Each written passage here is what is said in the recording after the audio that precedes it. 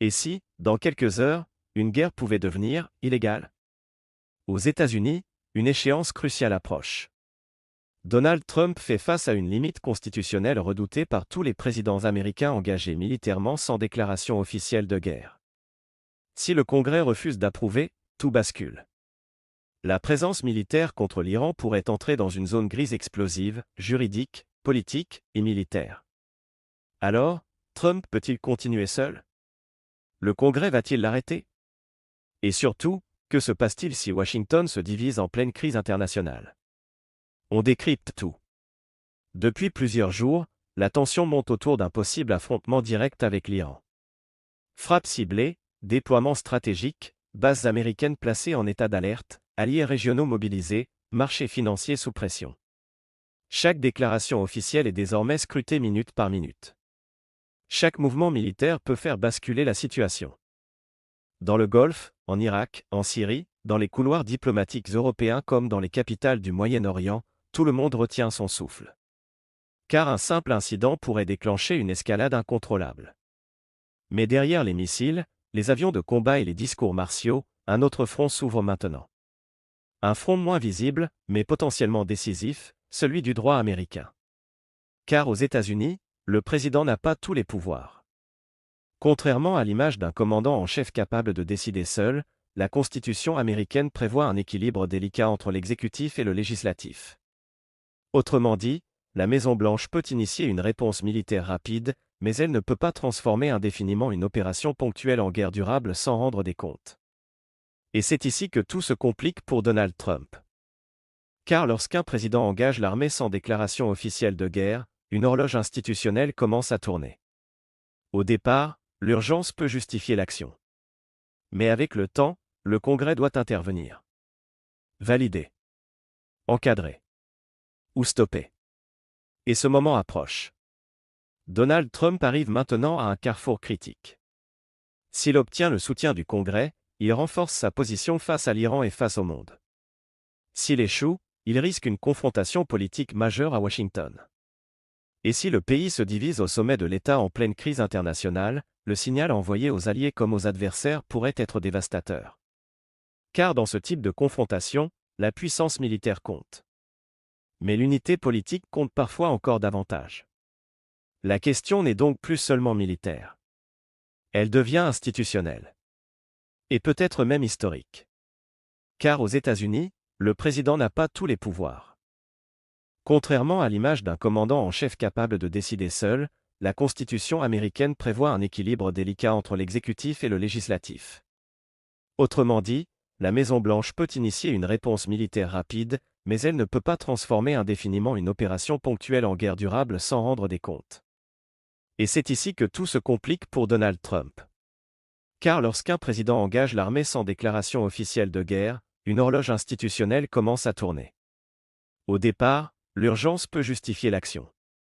Mais avec le temps, le Congrès doit intervenir. Valider. Encadrer. Ou stopper. Et ce moment approche. Donald Trump arrive maintenant à un carrefour critique. S'il obtient le soutien du Congrès, il renforce sa position face à l'Iran et face au monde. S'il échoue, il risque une confrontation politique majeure à Washington. Et si le pays se divise au sommet de l'État en pleine crise internationale?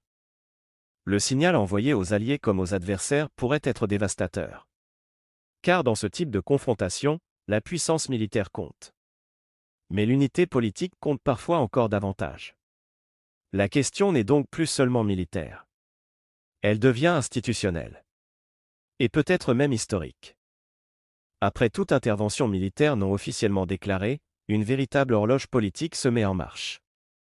Au départ, le président des États-Unis dispose d'une marge d'action importante.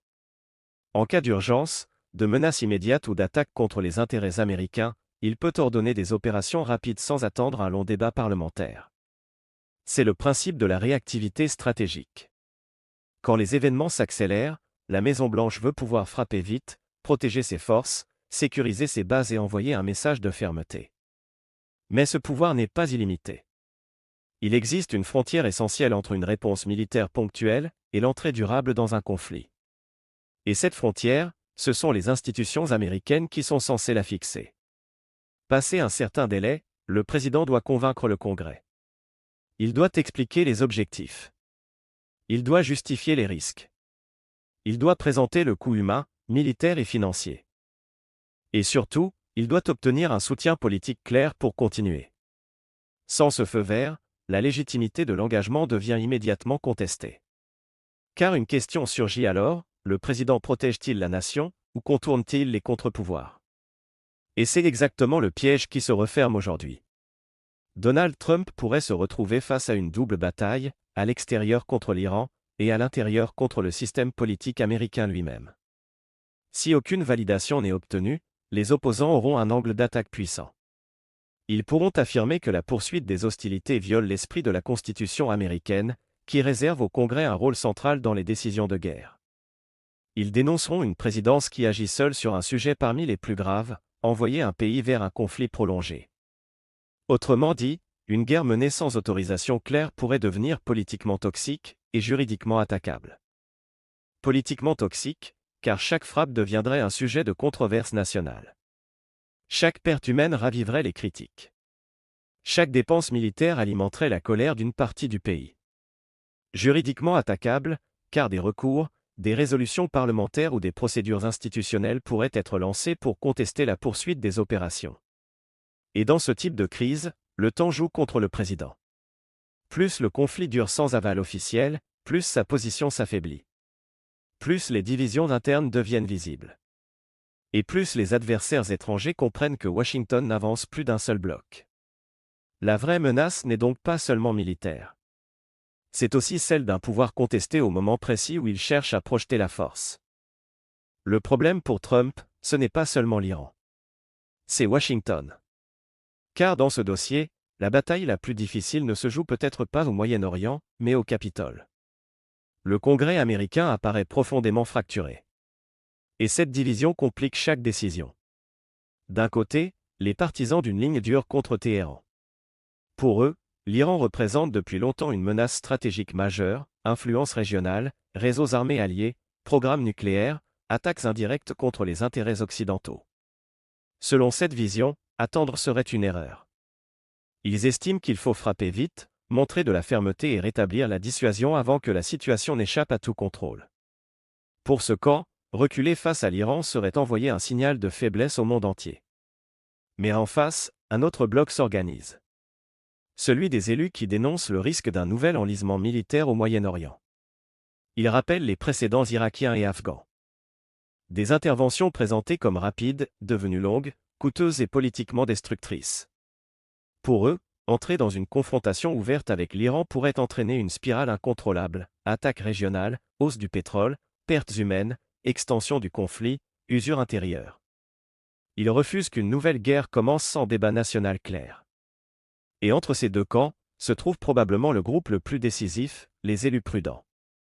Ni interventionnistes assumés, ni isolationnistes radicaux. Des responsables politiques qui craignent autant la guerre que l'image de faiblesse. Ils redoutent de voter pour un conflit impopulaire. Mais ils redoutent aussi d'être accusés de ne pas soutenir l'Amérique face à un adversaire déclaré. Ce sont souvent eux qui font basculer les votes. Et aujourd'hui, beaucoup hésitent. Résultat, aucune majorité évidente ne se dégage. Pas de consensus stratégique. Pas de mandat clair. Pas de ligne nationale unifiée. Et plus le débat traîne, plus Trump apparaît isolé.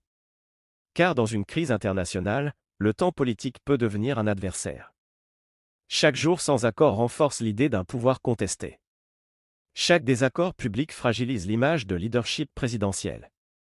Chaque audition parlementaire, chaque déclaration contradictoire, chaque fuite dans la presse nourrit le doute. S'il force la main au Congrès, il sera accusé de dérive autoritaire. Ses opposants diront qu'il contourne les institutions pour imposer une guerre sans mandat populaire. Ils parleront d'abus de pouvoir, de présidence personnelle, de décisions solitaires sur un sujet vital. Mais s'il recule, ses adversaires parleront d'improvisation.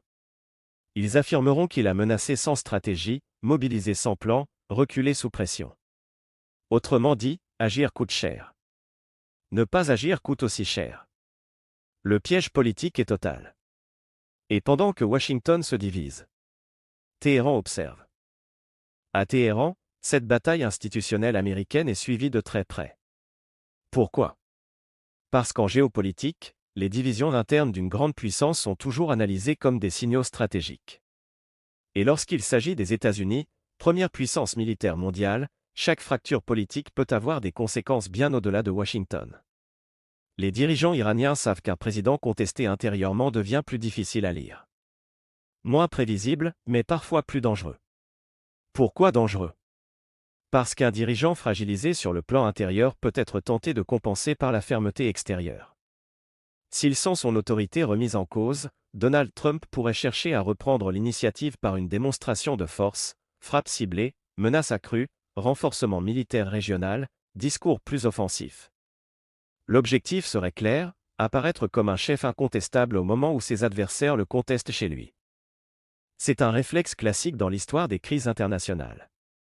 Quand le pouvoir vacille à l'intérieur, certains dirigeants cherchent à restaurer leur image à l'extérieur. Mais l'autre scénario inquiète tout autant Téhéran. Si le Congrès bloque, temporise ou expose publiquement ses divisions, l'Iran peut y voir une faille stratégique majeure. Une Amérique divisée. Une chaîne de décision ralentie. Un président limité. Une capacité de riposte rendue plus incertaine. Et pour un État habitué au rapport de force, ce type de perception change les calculs. Cela peut encourager la patience. Cela peut pousser à tester les limites. Cela peut inciter à durcir la négociation. Ou à multiplier les pressions indirectes via ses alliés régionaux. Dans une crise militaire, ce genre de signal compte énormément. Car les guerres ne commencent pas toujours par une volonté claire d'attaquer. Elles commencent parfois par une mauvaise lecture de l'adversaire. Si Téhéran estime Washington paralysé, il peut aller trop loin. Si Washington veut prouver qu'il n'est pas paralysé, il peut surréagir. Et c'est ainsi que les escalades deviennent possibles. Chaque vote au Capitole peut donc influencer les calculs iraniens. Chaque audition parlementaire peut être interprétée comme un signe de faiblesse ou de fermeté. Chaque déclaration d'un sénateur, d'un ministre ou du président peut modifier la perception du rapport de force. Et dans la région, ces perceptions se propagent immédiatement. En Israël. Dans le Golfe. En Irak. En Syrie. Chez les alliés comme chez les groupes armés liés à l'Iran. Chaque phrase peut faire monter ou redescendre la tension. Chaque hésitation peut être exploitée. Chaque démonstration de force peut provoquer une réponse. Autrement dit, pendant que Washington débat de droit constitutionnel, Téhéran, lui, analyse déjà les conséquences militaires. Ce dossier dépasse largement les États-Unis. Car lorsqu'une crise touche Washington, ses répercussions traversent immédiatement les frontières. Les États-Unis ne sont pas un acteur ordinaire. Ils restent au centre de nombreux équilibres militaires, diplomatiques, énergétiques et financiers. Autrement dit, quand l'Amérique hésite, le monde ajuste ses calculs. Et si Washington entre en crise institutionnelle au moment précis d'un conflit potentiel avec l'Iran, les conséquences pourraient être rapides. D'abord, les marchés peuvent paniquer. Les investisseurs détestent une chose plus que tout, l'incertitude. Or ici, l'incertitude serait double, incertitude sur la guerre, et incertitude sur la capacité américaine à décider. Dans ce contexte, les capitaux se déplacent brutalement. Les bourses peuvent chuter. Les monnaies se tendre. L'or remonter. Les valeurs liées à la défense grimper. Et la volatilité s'installer en quelques heures. Ensuite, le prix du pétrole peut bondir. L'Iran se trouve au cœur d'une région stratégique pour l'énergie mondiale. Le détroit d'Ormuz, les routes maritimes, les infrastructures régionales, tout cela pèse sur l'approvisionnement international. Même sans affrontement direct massif, la simple peur d'une perturbation suffit parfois à faire monter les prix. Et quand le pétrole grimpe, tout suit, transport, inflation, coût de la vie, pression sur les banques centrales, ralentissement économique. Une crise militaire régionale peut donc rapidement devenir une crise économique mondiale. Mais il n'y a pas que l'économie. Les alliés peuvent douter. En Europe, au Moyen-Orient, en Asie, beaucoup de partenaires américains fondent leur sécurité sur la crédibilité de Washington. Si la Maison-Blanche menace sans pouvoir agir, ou agit sans soutien intérieur, les questions commencent immédiatement. Les garanties américaines sont-elles toujours solides? Les engagements seront-ils tenus? Le prochain président reviendra-t-il sur tout? Dans les relations internationales, le doute est déjà un affaiblissement.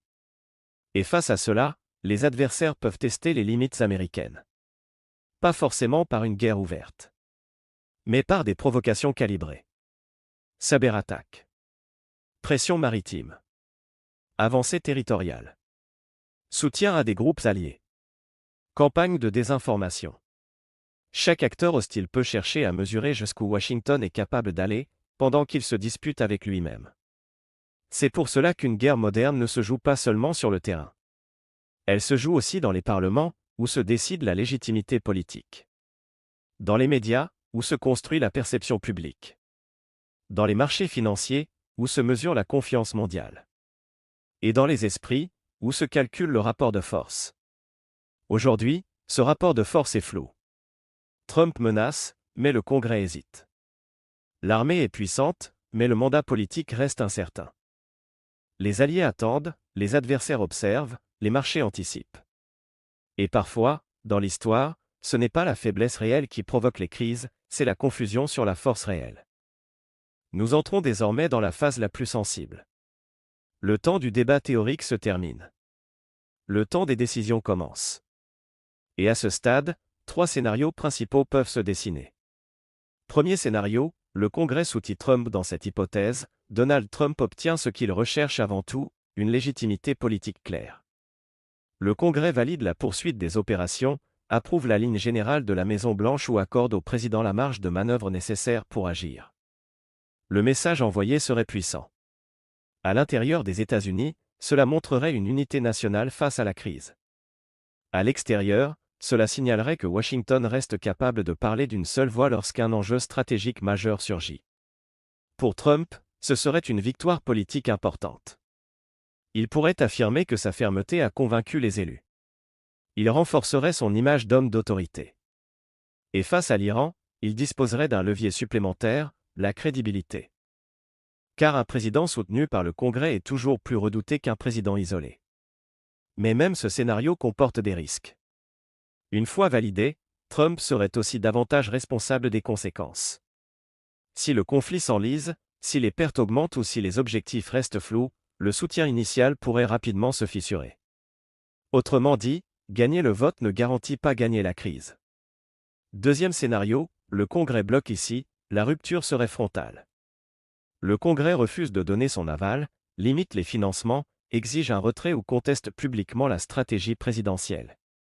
Conséquence immédiate, crise politique à Washington. La confrontation entre le pouvoir exécutif et le pouvoir législatif deviendrait ouverte. Trump pourrait dénoncer des élus faibles ou irresponsables. Ses opposants l'accuseraient d'avoir voulu engager le pays sans mandat clair.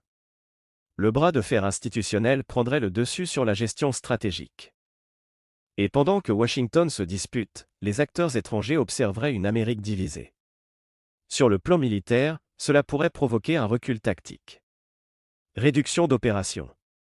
Suspension de certaines options. Message plus prudent envoyé aux alliés. Mais sur le plan symbolique, cela pourrait être interprété par certains adversaires comme une perte de cohésion américaine.